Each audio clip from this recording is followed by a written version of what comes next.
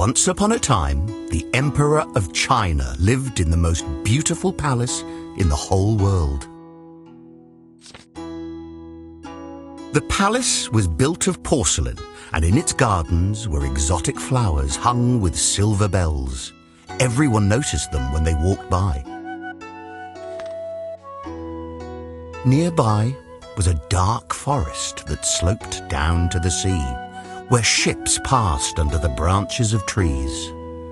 In the trees lived a nightingale with a song so exquisite that even the busy fishermen stopped to listen. The bird's fame grew. Travellers to the kingdom praised its song more highly than the emperor's palace. They wrote books and poems about the nightingale in the forest by the sea.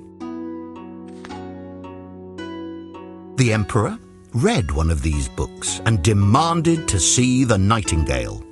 "Bring him to my palace. He will sing for me tonight," he commanded. But his courtiers had no idea where the bird was. Eventually, they found a little kitchen maid who said she would take them to it. The kitchen maid led them through the forest to a very tall tree.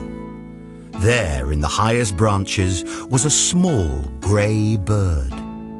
"Little nightingale, will you sing for the emperor?" the kitchen maid asked.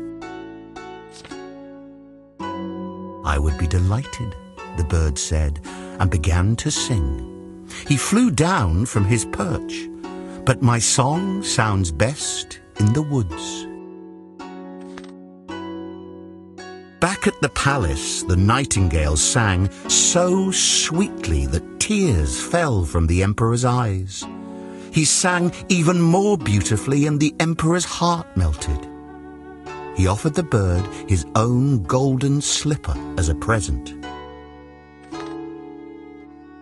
But the nightingale said that seeing tears in the emperor's eyes was the greatest reward.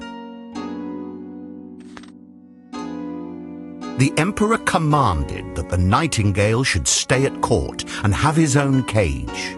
He was allowed to go for a walk twice a day and once at night, accompanied by 12 footmen. But they tied ribbons to his legs to stop him flying away, so the poor nightingale was trapped and miserable. One day, the emperor received a large parcel. Inside was a golden clockwork nightingale studded with diamonds, rubies, and sapphires. When wound up with a key, it wagged its glittering tail and sang one of the nightingale's songs. The emperor ordered the birds to sing together, but it didn't work, because the real nightingale sang whatever song he liked, while the clockwork bird had only one song. But he was so pretty with his jewels that they made him sing it 30 times. When the clockwork bird finally stopped, the emperor discovered that the real nightingale had flown out of the window. He had returned to his forest home. "What an ungrateful bird!" the courtiers said. So they made the clockwork bird sing again and again, always the same song. It was given a cushion beside the emperor's bed. They titled it "Grand Imperial Singer of the Emperor to Sleep." The palace music master even arranged for the bird to give a concert. It sang perfectly, but some fishermen who heard it were disappointed. "There's something lacking," they said. After a year, the emperor, his courtiers, and all the people knew every trill of the song by heart. The whole country rejoiced at the clockwork nightingale's music. They loved to sing the song themselves. But then disaster struck. one night, while mid-song, there was a twang and a whirr, and the bird broke down. The music stopped. A watchmaker was called to repair the bird, but he said its cogs and wheels were badly worn.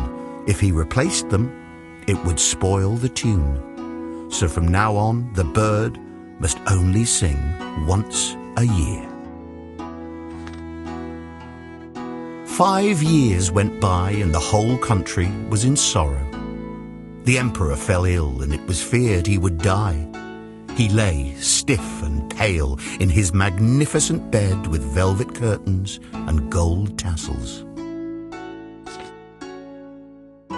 The moonlight streamed through the open window onto the emperor and his broken clockwork bird. And the emperor thought that he saw Death sitting on his bed, wearing the emperor's crown and wielding his golden sword and banner. Strange and terrible faces appeared around the bed, whispering the emperor's deeds, both good and bad. "Sing, my precious golden bird, sing!" he cried. "Drown out these awful voices!"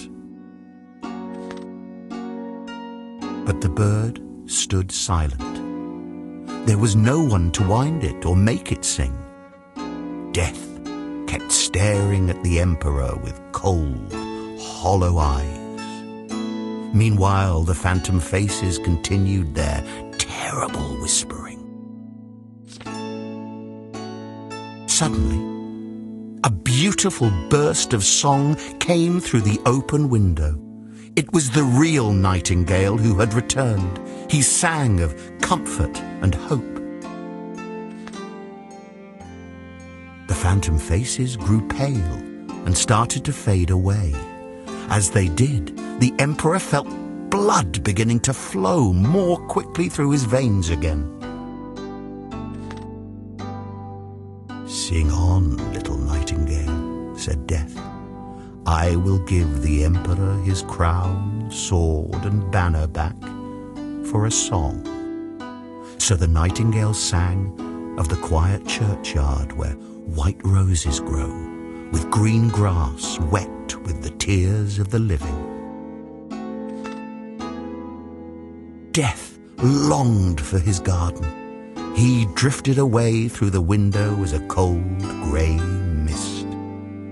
The phantom faces vanished and the emperor was strong and well once more.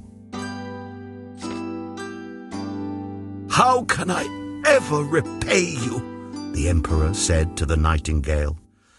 "You have already repaid me," the bird replied. "I saw the tears in your eyes the first time I sang." The emperor wanted the bird to stay with him always, but the Nightingale refused. "I cannot build my nest here or live in a palace.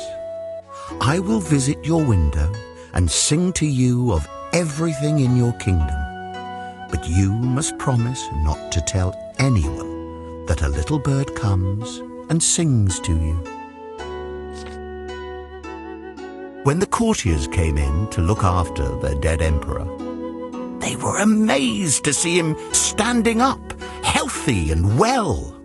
From then on, the Nightingale sang to him of his people, those who were happy and those who needed help. And the emperor became a better and more beloved ruler.